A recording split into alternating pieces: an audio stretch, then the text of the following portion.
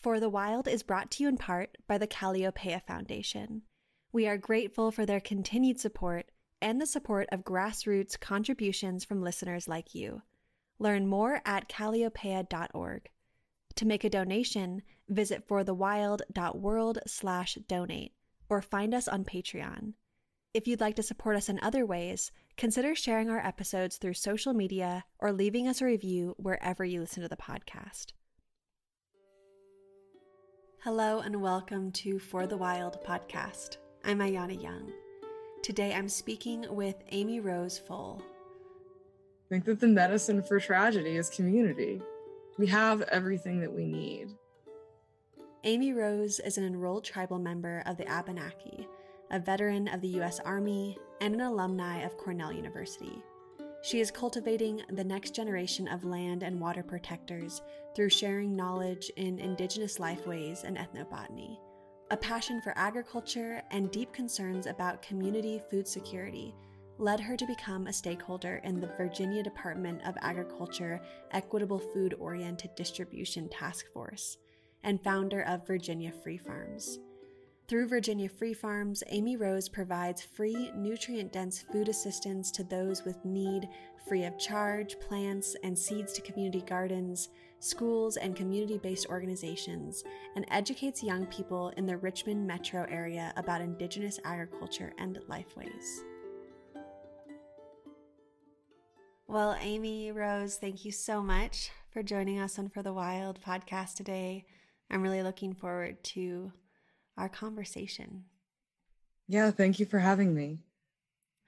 Well, I'd like to preface Virginia Free Farms by first discussing one of the great ironies of this country, which is the surplus of the food we theoretically have access to amidst our staggering rates of hunger. And it's even more complex when you begin to think about food waste, as well as the reality that the majority of small-scale farmers rarely make enough to sustain themselves with farming alone. In preparation for our conversation, I learned that despite Virginia's 46,000 farms, some counties have rates of food insecurity that double the national average. So can you begin by framing this conundrum for listeners and why we need to work on projects that simultaneously seek to address the quality of food offered to the community, the well-being of farmers, and equitable distribution? Yeah, I actually live in one of those counties. So before the pandemic hit, we were looking at about 13.7 million households in the U.S. being food insecure. After the pandemic hit, we're looking at 35 million households that can't either meet their needs on a daily basis or they're uncertain of how to fill their plates. So when we look at all the ways and all of the issues surrounding food security that come together, we really more accurately need to assess how we can innovate and problem solve on these issues, because it's so many things that go into this problem. I mean, we waste 80 billion pounds of food in the US a year. That's like 30 or 40% of the food supply, and the largest component of solid waste that goes into our landfills every year, which is massive. We need to start looking at that in a perverse light. I'm not trying to be overly dramatic, but the fact that so many people are food insecure and we're throwing so much food away is just absolutely abhorrent. We also need to look at the set of facts and imagine better access, an attempt to create an alternative model for production and delivery in order to serve these demographics that are experiencing this more effectively, while also kind of attending to the well-being of what is considered a small-scale farm worker. We have, as you said, over 40,000 farms in Virginia, and many of them are not solvent because of this race to the bottom price structure that has been put into play by industrial farms, making it impossible to compete. And that's not new. It's been going on since the 80s, very early 80s. So small, responsible land stewards are crushed by these large, vertically integrated organizations who are poisoning the water and land and causing desertification of our arable farmland and massive topsoil loss. So we have hundreds of farms in bankruptcy right now in the US. And what really worries me is mental and physical well-being of these small farmers, in addition to the possibility of these existing behemoths, compounding the factors that are already causing so much food insecurity and such financial hardships for the small farmers by buying up all these farms and further consolidating farmlands and perpetuating that system that's been devised to control us so much. That system works the way that it was designed to work. It's almost the same thing as burning food stores and cornfields that controlled my ancestors. You control the food and you control the people. And that's exactly what it was meant to do. And so I guess our liberation as a people in the US is intimately tied together. I think we kind of collectively need to work to make a drastic change in our own corrupt food system by re-education of people and imagination of a new alternative model. We're trying to start getting to that. I realize that the biggest room in the house is room for improvement. So every day we are doing a little bit more, working with different community groups to help get these people fed.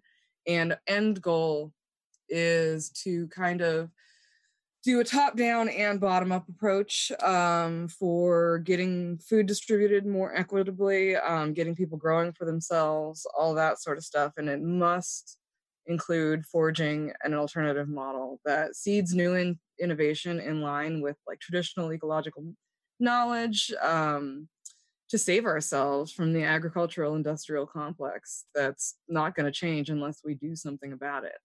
We can't change that what's been happening, but we can transform the future into something powerful if we work together. In preparation for our conversation, I was reminded of a previous interview I just did with Vijay Prasad, and they spoke at great length as to what it means for the cultural morality of a country like the United States that loudly boasts of its prosperity and convenience, yet it refuses to ensure its citizens are fed. I mean, food insecurity impacts every community, yet no political party or popular movement really seeks to address it. So, with this in mind, reading about how Virginia Free Farm really lives up to the ethos of giving freely was a sign of relief. And I wonder if you could speak to the specificities of this and what it looks like, and who are you serving when you practice free food and free medicine? We actually serve everyone. We serve a lot of individual families and community organizations and anyone that wants to kind of check out of the system. Currently, we have quite a few different programs going on. We do a land access for LGBTQ gardeners, BIPOC gardeners, anybody that wants to get some garden therapy and that otherwise might feel a little bit uncomfortable in the traditional, like, good old boy type farming situation or wants to learn. We have a free open source learning library. We have a seed library that's also free to community members. We do food distribution twice a week to about 550 individuals. And we're hoping to expand. Well, we are expanding this year. Now we've got a fridge program going on, and we have 4 satellite farms that are opening that are going to be funneling food into those refrigerator programs so that we can serve more people, because we can only do so much from this piece of land. So we actually have been working to mobilize other community groups and other individuals to kind of replicate, because there's nothing that I do that's like groundbreaking or hard. I just get up every day and do something that puts food on somebody else's table. That's literally my motivation every single day. So, like you said, we have part of what I guess you should say, ethos or the reason is, like you said in the very beginning when you introduced this, is there are counties in Virginia that have double the national average of poverty, and I live in one of those. But we don't just take care of this community, and we've been working really hard for the last couple of years, and really getting a lot of great innovation and collaboration out of our team members. I think above all else, that's the most important thing. The people that I work with are so hardworking and they care about their community so much. So we're trying to figure out ways to reimagine working within an existing system in a practical way, while also at the same time providing kind of a working example of alternative models for food distribution, for people to use and to check out, because we really need to be able to serve that target audience in a practical way. If we are just, you can't just go into a community and distribute food and expect that to work. So we're actually getting the community to grow a lot of their own food as well. Eventually, we want to be able to use additional donations to support small farms that are generally stewarding the land well, because there's a ton of small farms that end up throwing away a lot of their produce, which is terrible. I mean, when you go to the farmer's market, you see these tables filled with abundance, and a lot of that food never gets eaten or sold. So eventually what we want to do is start acting as a financial safety net for these small farms as well. Some of these farmers markets, I mean, a lot of people are like, yeah, it's great. Farmers markets will offer fresh match for SNAP recipients. That's awesome. But if you are a single mother with, like, I don't know, a toddler at home, and you have no way to get to the farmers market, you don't have access to transportation, whatever, what good does that do you? You can't get there. So we're trying to work on all of these problems because it is such an intersectional food access is such an intersectional issue. So we're kind of working to fix all of these things and working them out. So we've kind of gotten a bunch of people mobilized and harnessed that momentum by collaborating and working at some of the same types of projects with them together. And that's really been life-giving to the farm. I mean, we hold so much more power and so much more powerful medicine when we can struggle together to get things done. And it's been absolutely amazing watching everything change and so many people get fed on a regular basis. So we've got community gardens going in, and those community gardens are stewarded by the people that live there. We're not just coming in and dropping food and leaving, because that doesn't do anybody any good. And it's important to involve the community because the community really knows what they need to heal themselves. But a lot of times people don't listen. There's a lot of this like white savior complex stuff that comes in, and like the food pantry food. I'm not knocking food pantries. I think they're fantastic. They're necessary. But a lot of the stuff that gets donated is shelf stable garbage food that really is not good for us and doesn't do anyone any good. So we're trying to kind of overcome that. I mean, everyone loves a good box of macaroni and cheese every once in a while. I'm not going to lie. I love that. I grew up in a family where, like, I don't know, I'm sure you've heard about the stereotypical commodity foods going into tribal households. I grew up with commodity foods in my grandmother's kitchen. I remember those black and white boxes. Sometimes that gross government cheese is so satisfying, but it's not good for us and it's really killing us. And that's dependency. And what I want to do is create a measure of self-sufficiency and liberation from that food dependency for the people in my community. And hopefully beyond. I've had people reaching out to me from Maryland recently to create the same thing in that state as well. So hopefully we can gain momentum and replicate it everywhere, because it's so easy and it really is the most fulfilling thing ever. I love hearing that. I see, just people everywhere really wanting to step into the work. And another thing that was coming up for me was the word rewilding. And I know that rewilding is really at the heart of so many conversations I've had over the years. And often on the program, we talk about the scale at which wild places have been infringed upon by development, but I've had less opportunities to discuss how development has infringed upon rural landscapes and communities. And I'm really curious to hear if you've seen sprawling development, urbanization, and gentrification change the place you now call home, and if this development impacts large and small scale farms differently. So I guess I can only really speak from my own perspective on that. I guess I don't know about like small or large scale farms versus small scale, because we're pretty small. I've got 26 acres, but only 6 of them are under cultivation because it's very important to me specifically to have set aside land for wildlife. So a large portion of our farm is actually wildlife or a wildlife habitat. When you pull down Broad Street, so you're talking about sprawl, So we actually have frontage on Broad Street, which is the main road that runs through Richmond, Virginia, on the way out to Charlottesville. Charlottesville and Richmond are gradually growing each direction. That kind of makes me a little bit nervous, but there are things available. Like our county actually has development easement. You can like sell the development rights or promise that they won't be developed. I'm not really sure. There's a program here in Virginia. I'm not sure whether it's universal across the US, but there is a program that you can take your agricultural land and make it so that even if the land is sold, it can't be developed in that way. I'd have to get more information on that, but I can't remember off the top of my head what that is called right now.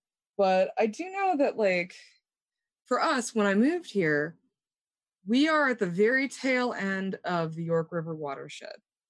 The creek that runs through my property is called Roundabout Creek, and it flows into, I believe it goes South Anna River, then Pamunkey River, then the York River, and then out into the Atlantic Ocean. And you know, everything trickles downstream. Everyone's heard that phrase. Our water here was a mess. It had been driven through and the front fields. I don't know, there's kind of like a ditch. It's not very deep here, but the end of Roundabout Creek, where the headwaters of all these rivers run, are here on our property. And they had been destroyed, like absolutely destroyed by tractor traffic. And so I've been here, I believe, 6 years now, going on 7 years on this property. And we purposely kind of set that area aside. There's big signs when you come down the road and turn onto the farm driveway that say, "Do not mow, wildlife habitat." And now we have, where it was muddy, mucky mess and there was nothing there, now we've got standing perennial water, and the Maryland meadow beauties are returning, the bottlebrush bushes are returning. And it's really beautiful to witness. It's kind of one of the most magical things, but it also works with me on the farm. Paying attention to our water sources and our wildlife around us is so incredibly important. I mean, we see tons of birds returning to the area from the habitat area. We let things grow up and very strategically managed the undergrowth and the woodlot area with prescribed burns and clearing. We've had so many birds returned, and that really actually helps us because we do not spray pesticides and we do not till. So the birds help us keep our pest pressure down tremendously. I love hearing that. It's amazing. I was thinking about, in terms of the birds, like when I interviewed Peter Wellenben and we were talking about planting oak trees, and he had mentioned, I think, the scrub jay is the best at planting oaks. And it's just such a beautiful reminder to get out of my narrow human mind frame when it comes to tending the land and all of the kin that's around us that are tending all the time that some of us aren't even aware of. Oh my gosh, yes, we evolved in nature. I think we've forgotten that. Yeah. So many people have forgotten that, don't you think? Yeah, absolutely. I mean, and modernity just continues to support us in the forgetting. And but I'm thinking about the many histories of extraction in relationship to what we might identify as rural America. You know, industries that really propped up economies for several decades, but were ultimately detrimental to community and kin. And I know this is a really complex history that I don't want to oversimplify, but we know that rural America has been largely left behind in the dust of globalization. And there's been a great loss of young people who moved to surrounding cities, joined the armed forces, etc. And just that sort of legacy and the very real impacts that has on a place. Yet Virginia Free Farm is an example of radical transformation through regenerative farming, and perhaps even working toward changing the trajectory of rural homelands and what wildlife preservation and restoration can look like in conjunction with farming. Because in other parts of the world, wildlife restoration and farming are mutually exclusive. So I wonder if you could speak to any thread here that piques interest? I am actually one of those people that poverty is a really great recruiter for the armed forces. So I actually ended up joining the Army.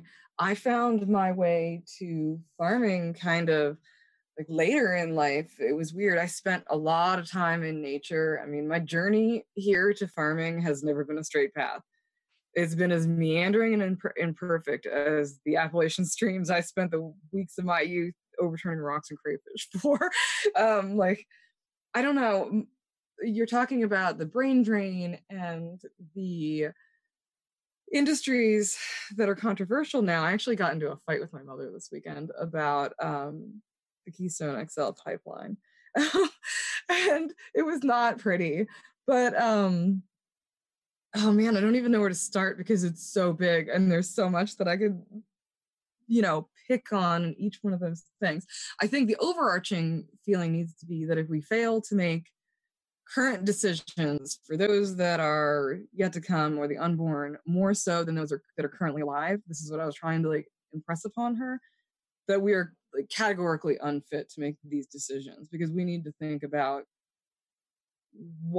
who's coming after us, and we cannot let these things go unchecked, or the unchecked destruction of our natural resources continue. Water, soil, animal, plant life, they are more important than anything else. But I feel bad because I feel bad saying that because at the same time we live in this capitalistic Western society where the value of a forest is greater when the trees are cut down than when they are standing. So it's very hard to reconcile those two things, or to know what is the answer to bridging the gap between, how will our leaders affect the change needed to repair the damaged ecosystems and also continue to allow people to maintain the lifestyles that they expect in modernity, as you said. How do we find that? I think that's the big thing that we really need to answer. But I also think that at the same time, there's a lot of this extractive agricultural practice that goes on out here too, where it's sad because those big tractors can practically drive themselves, and not knocking big farmers because there's some big farms that are considered quote unquote family farms. That's not what you think of when you think of the Rockwellian, beautiful rolling pastoral, scenes in our head. But those farmers that farm that way, they're little more than technicians. They're not artisans. It's not the same thing that it used to be. And that I think that the regenerative crowd is trying to kind of bring back. So I think that by revitalizing these agricultural traditions and really planting with more of an ecological mindset, maybe we can start to bring some of that back, or people can find value in that simple lifestyle. I don't know what the solution to that is, but I'm hopeful that by getting that stuff, or getting better understanding for what's going on with this agricultural revolution right now, that we might be able to turn a corner, because I know that this industrial farming nonsense is not the answer. Especially, we don't need it to feed the world because we throw away so much food and yet leave people starving, like you said.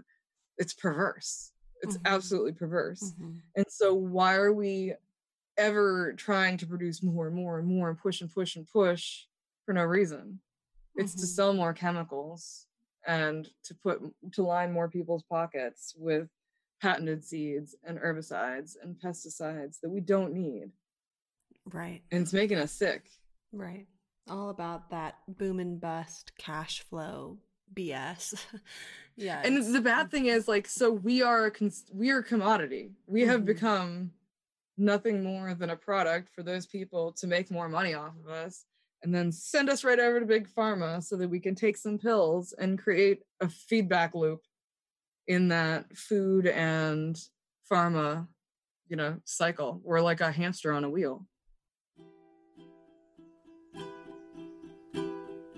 There's a world where we long to be known. It's where we've gotta go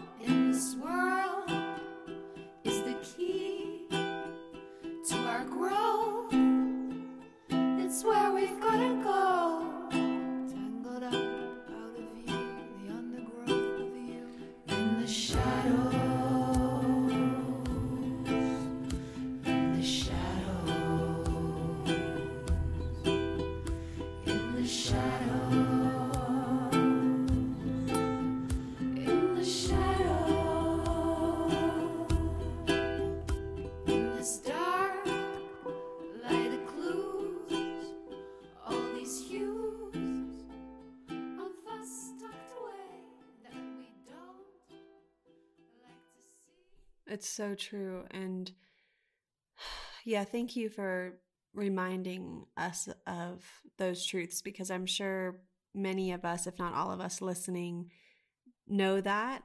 And it's just a good reminder. And yeah, I I came across an interview you gave on Mother Earth News where you're quoted saying, "I realize one woman can't single-handedly transform an entire regional food shed. Luckily, women from matrilineal systems are taught from a young age to take up space and use their power by design. We have little trouble unapologetically embracing the positions of leadership and strength meant for us. My ancestors have willed this resistance into existence. I'm instinctively led by the wisdom and blood memory of all the matriarchs that came before me." End quote. And this notion of ancestral willed resistance is so powerful. And I wonder if you could speak to the importance of taking up space and using power thoughtfully and impactfully, especially in areas like agriculture, where there are these sort of perpetual questions around scaling up or staying small. So for me, really, the intention behind this and the deliberation of living kind of like every day as ceremony, every day as prayer, is kind of seeking to honor my ancestors. I mean, for me, I'm a big seed nerd. I love plants. So that's where I focus a lot of my energy on, is preserving, growing out, preserving, and distributing seeds. Um, Kind of my ancestors protected these seeds for millennia through profound adversity. And so we as a people are an endangered species. So it's vital to protect our traditional seeds and our indigenous foodways. These seeds to me represent a commitment to be a good ancestor, to preserve them for future generations to come, to protect the future biodiversity of our land. But I can't do that unless I am making sure that the wildlife around my farm also protected biodiversity, because all of these systems work together. And I think that a lot of times farmers don't, or traditional farmers don't remember that. And there's just like wholesale herbicide spraying, or even like the railways that run through our towns and cities. That's harmful too.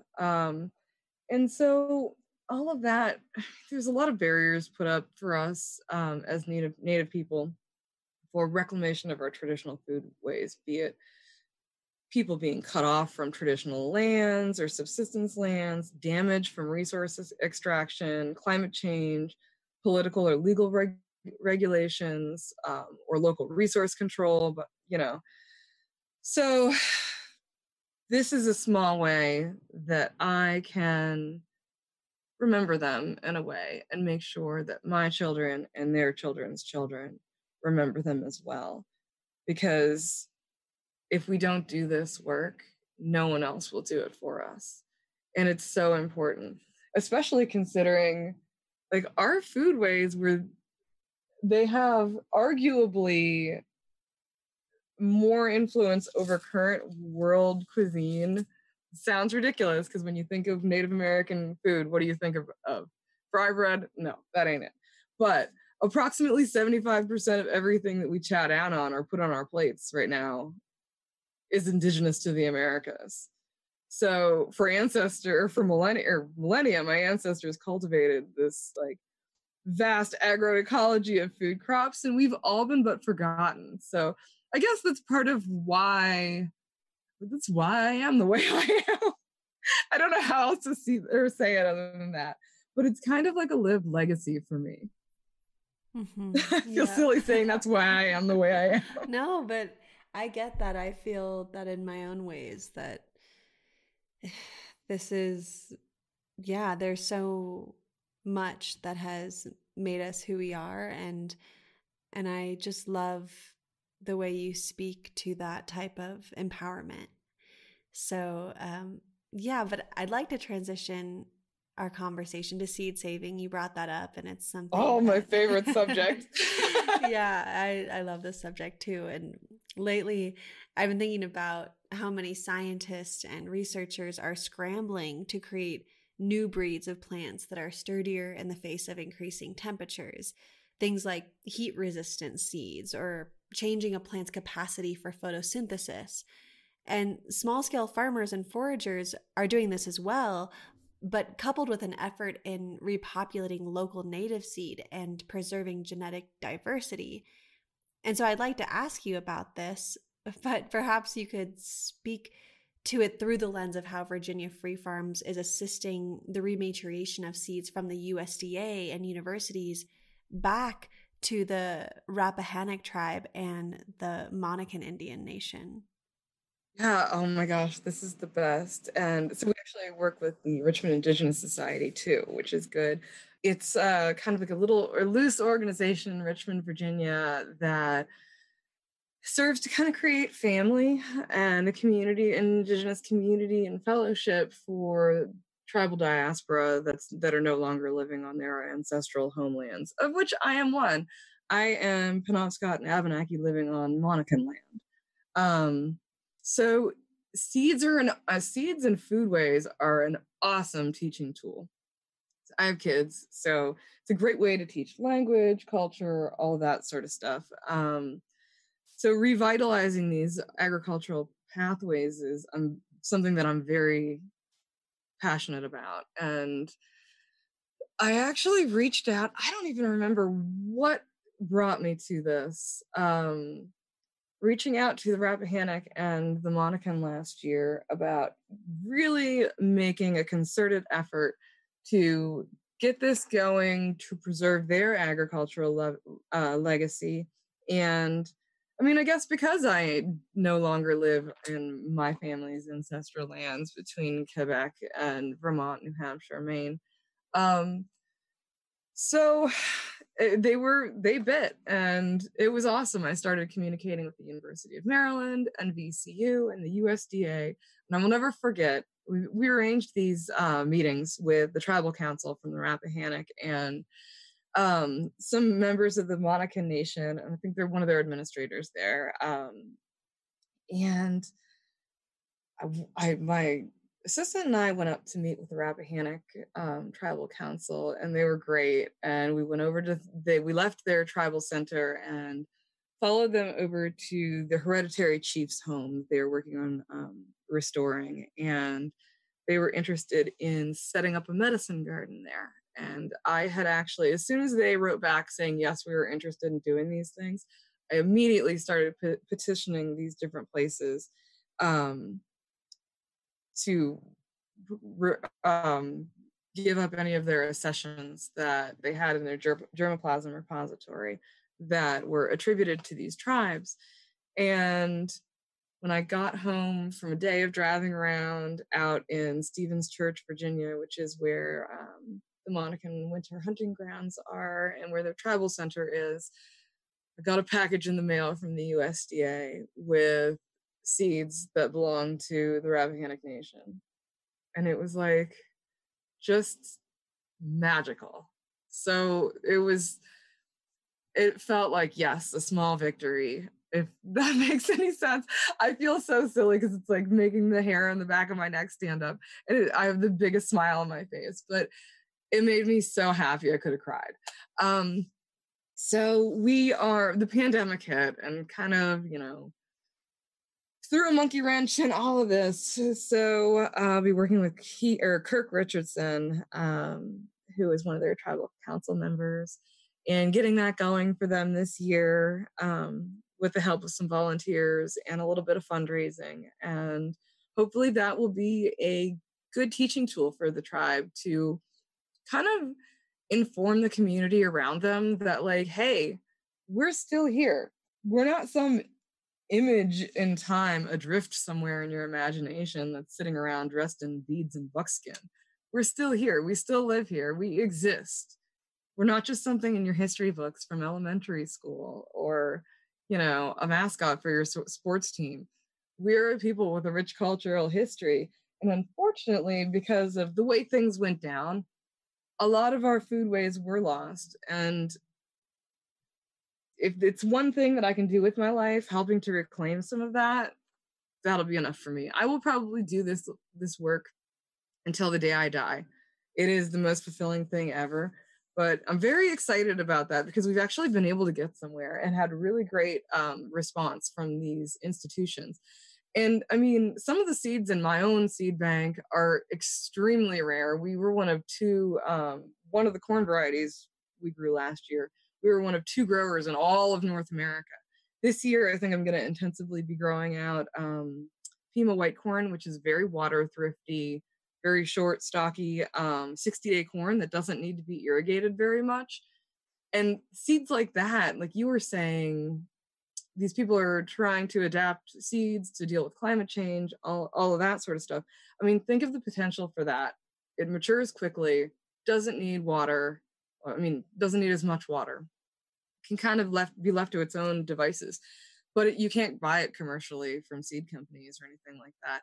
What's to say something like that is not going to be our answer to adaptation to what we all see in the grocery store that we know is not going away anytime soon, to kind of overcome these climate changes?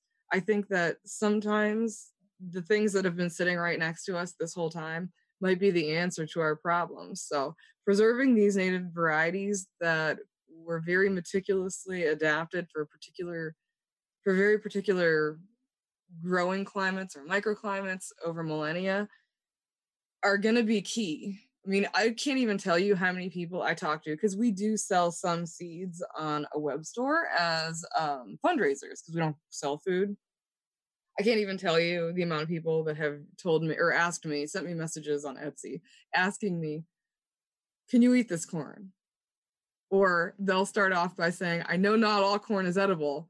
And I'm just like beside myself. I'm like, yes, absolutely. All corn is edible. Just because it's not yellow and in the grocery store does not mean that it's inedible. I promise you, my ancestors were not sitting around saying, what can we decorate our Wigglemax with? Like, no. But these things might actually be the answer, as you said, to circle back to climate change, because the depth and breadth of different characteristics is astounding, and it's beautiful, especially in the different phenotypical presentations of the varieties of different native tomatoes. So amazing. It's captivating. And it's really motivating to getting kids to learn about these sort of things too. Kids love color and all that fun stuff. And I think that if we can get our children involved in this sort of stuff, because they're the ones that are going to have to deal with what we're doing right now, I think that's also a clutch, is them involved and getting them working on it now so that they can take up this work and continue.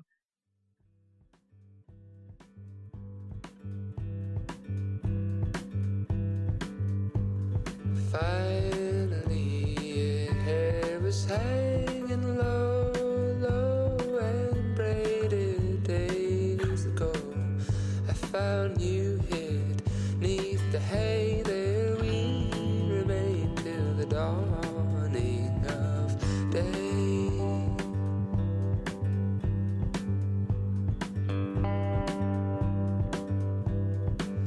She said, you will never be my burly man. Instead, a ballerina dance throughout the kitchen like in pants, and still I will forever love this man. Oh, gosh, there's so much in that response. Thank you for taking us to all those places. And I'm thinking about how Virginia Free Farms, really emphasizes the importance of disseminating and democratizing education around agriculture, especially as it has become a commodified field. And so in recognition of this, I wonder if you could maybe outline or share a bit about the practicality of starting your own small-scale farm and what your journey was like starting Virginia Free Farm. Oh, I feel like I'm doing a bad thing, or like by making all of this stuff shareable and open source online. Because, okay, so for me, I had a conversation with one of our teammates the other day. I stole her from the city of Richmond, but got her to come out here. So she's a very talented grower, and she now lives 3 doors down from me and has her own mini farm over there that's going to be helping with some of the things that Virginia Free Farm is doing. And she is Chirua, so she's going to be focusing on a lot of the South American varieties, things that are, of interest to her. But we were talking about the whole education aspect and sharing that information and not hoarding information or lording over information for yourself, or to stay in power. Because to be honest with you, like, this is why collaboration is so important. I have no interest in I want to do all of the things, but I understand that I might be a little ADHD. And I have no interest in lording over this project for the rest of my life. I just want to facilitate people to be able to do this for themselves. And so that was the whole reason I started aggregating some of the information to empower other people to be able to do it for themselves.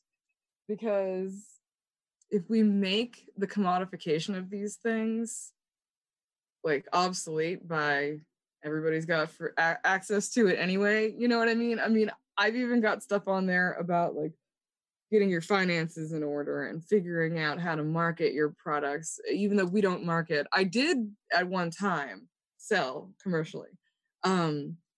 But my life changed so that I didn't need to do all of those things. And so I just want to be able to empower other people. And we were talking about it the other day, and my ideal setup is that whole not being able to tell who's the boss type thing. Do you know what I'm talking about? Like the concept of like everyone is so good at doing what they're doing. Right. You don't know who's in charge. Right. Like everybody's doing their, staying in their lane and being amazing. And we're all coming together with our skills and like that collaborative effort. I love that. Oh yeah, absolutely. So like one of the things that we were starting this year anyway was the RVA fridge program. I'm sorry I'm diverging a little bit, but I'll tie it back in, I promise. So to that end, because of Farmer's Footprint, I had spoken to Amber Tam on the phone, and she was talking about the fridge program that her and her partner were doing. And I'm like, yes, we're going to do that here in Virginia. I had already started making arrangements with my team and a local chef. And the satellite farms, because our plan was to empower the satellite farms to run on their own independently of us, but doing the same exact thing and just facilitating them, helping them, and then do this fridge program. I found a girl who had just graduated from VCU, and this was her thing. She wanted to do an RVA fridge program. And so we just started funneling things to her, and we actually ended up getting one of our sponsors to commit to providing a refrigerator a month for the next 12 months. But I'm not going to be in the middleman. I'm just literally facilitating. I like to facilitate and I like to network. I've been called the spider because I like to connect people together and weave that web of human interaction. I think that's really the most important thing that we can do, is to help each other be the best possible worker, facilitator, I don't know, facilitate each other to do the best possible job that they can do. And it's amazing because I just started talking to Taylor a few weeks ago, and already there's a massive plan underway and it's already making an impact on the community. It's really great. Like, that's why I'm doing it. That's why I'm doing the knowledge dissemination. And I understand people want to like put out those programs for like permaculture certificates and sustainable agriculture programs and all of that sort of stuff. But also, I don't want, I've already done the things and I don't want anyone else to have to struggle. So why not help people? I know I'm not getting anything out of it, but it's not about me anyway. I do none of this because of me. I guess that's why also I want to share with everyone. I want to make everyone's life better. I mean, the whole thing about the amount of food we throw away and the insolvency in small farms and the hunger is just crazy to me, especially when we have the philanthropy dollars in the US to fix these problems. but they're not given. There's a huge disparity in the demographics of where philanthropy dollars go. We could literally solve these problems if the funding went into the right places, but it's always got to be filtered through I guess through the pipe of, like, I don't know, middle-aged white. Sorry, I'm not trying to be alienating by saying this, but like a lot of the philanthropy dollars go to organizations run by middle-aged white men. I've noticed that a lot of women are leading food sovereignty and food security pushes, and a lot of women of color are leading these pushes, but like Black women and brown women do not get the funding that other people get. And it's really unfortunate because almost everyone I work with that is leading this project or the groups that we are working with are women, and probably half of them are women of color. And we just do not get the attention, and we do not get the same equal funding. I mean, we apply for grants all the time, but yeah, we just don't get the same attention that like the ASPCA gets. Mm-hmm. Yeah, I feel like in terms of the white dudes getting the funding, it's just this way that trust has been built around money and mistrust, and who is trusted with money, and it's usually white men. And it's really like this self-perpetuating loop that we are breaking, and that's wonderful. And I have a type of confidence that things are changing, but yeah, I know that they are still in that transition, and I'm appreciative that you spoke to those pieces. And yeah, I'd be remiss not to highlight some of your upcoming work, particularly with Virginia Delegate Jennifer Carroll Foy and the creation of green housing and equitable food forest. And I'm really thinking about the importance of us getting involved in green housing initiatives before climate gentrification starts to dictate everything. So I wonder if you either could share some of the concrete work you're doing, or perhaps what your vision is for green equitable housing in places like Virginia. Yeah, so originally, Lavisha Rollins from C5, she is actually one of my Women's Earth Alliance sisters, and she is a green architect located in Charles City County, which is on the other side of Richmond here. So this whole thing came about because of her imagination, sitting at lunch at the Daily in Richmond one day. And so her vision was kind of like green tiny housing. And what we're thinking, because all of these things are intersectional. So what we had dreamed up was City of Petersburg to be kind of a set test site, because there's a lot of very, very low income individuals and families in that area. And that's one of the areas that a lot of our food goes to. And this all came about, I want to say around Thanksgiving. We had worked with a local restaurant to turn a whole ton of our pumpkins into hundreds of pumpkin pies. And some of those went to our the Thanksgiving food that went down there. And there's like whole families living in one room. You know those little motels that are up and down, like the old roads before the highways came in? Mm-hmm. Yeah. So we have a lot of those, and I don't know what it's like where you live, but we have a lot of those, and there's whole families living in those. I mean, like in those hotel rooms, they have a microwave, maybe a hot plate, but you can't really cook for a family or really live in that. So what we were envisioning was green housing with food forest planted in between it, and intensive wraparound services with education, mental health, transportation, childcare, because you cannot disentangle these things from one another to break the poverty cycle or to heal these families that have ended up in this situation because of hundreds of years of inequities and the system being stacked against them. I mean, they say that right now it is, I think, 217 years for women to reach financial equity with men and 250 years for Black families to reach financial equity with white families. Why would we? So we approached Carol Foy because of the way the governor's race is going right now. I don't think that's going to be moving forward with her as much as independently with Lavisha and I, because the politicians, they need to do what they're doing. They're playing the game.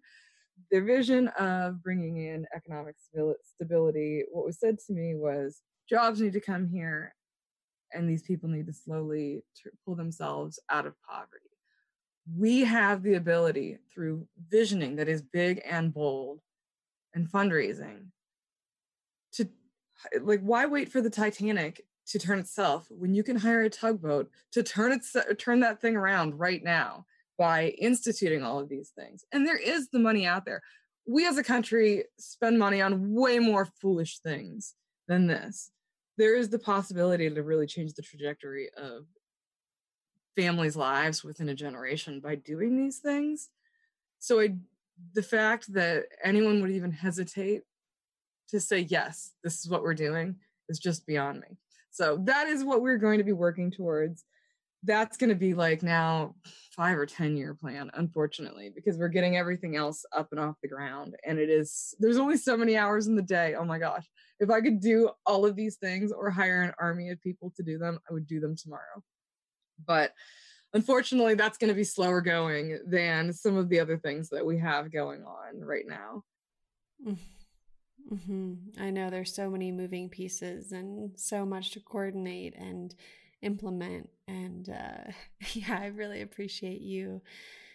And gosh, well, Amyrose, during the course of our conversation, I've been reminded of the importance of networks of connectivity and how it's really only through their leveraging that we're able to accomplish really transformative work. But I also know that for many, this may feel like the greatest hindrance because of our cultural attitudes towards individualism.